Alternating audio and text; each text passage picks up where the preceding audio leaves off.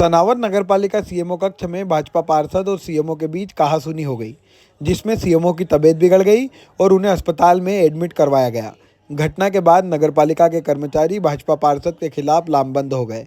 भाजपा पार्षद राजेश अंजने ने सीएमओ राजेंद्र मिश्रा को अपने ward number 2 MD Jain colony में अवैध नल कलेक्शन की कार्रवाई को लेकर बातचीत शुरू की, लेकिन पार्षद अंजने आक्रोशित होकर बहस करने लगे। पार्षद के सामने सीएमओ हाथ जोड़ते रहे, मगर पार्षद आपे से बाहर होते हुए अपशब्दों का प्रयोग कर सीएमओ को कह रहे थे कि मैंने विधायक के सामने अवैध नल कनेक्शन काटने की बात कही तो आप मेरे ही वार्ड से शुरुआत करने पहुंच गए। मेरे को टारगेट बनाया, जो नल कनेक्शन काटने आएगा उसके बारे में अमर्यादित भाषा बोलने लगे। उस पर सीएमओ ने कहा कि आपके द्वारा अपशब्द बोले गए और मैं अब कर्मचारियों को गाली नहीं खिलवाऊंगा, आज से वसूली बंद कर देंगे। इस पर भी पार्षद अंजने ने सीएमओ को कहा कि अगर नगरपालिका नहीं संभलती है तो यहां से जाते क्यों नहीं। इतनी बातों के साथ ही सीएमओ ने पार्षद अंजने को समझाते हुए उनके पैरों को हाथ जोड़कर पकड़ लिया।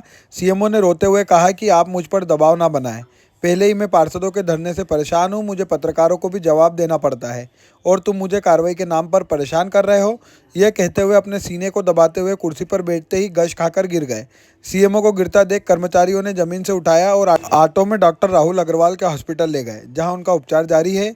सूचना पर थाना प्रभारी इंद्रेश त्रिपाठी ने भी सीएमओ मिश्रा का हालचाल जाना व उनकी पत्नी से चर्चा की। इस दौरान बड़ी संख्या में कांग्रेस, भाजपा पार्षद, नगरपालिका अधिकारी, कर्मचारी अस्पताल में जमा हो गए। मिश्रा जी को घबराहट की स्थिति में यहाँ लाए थे।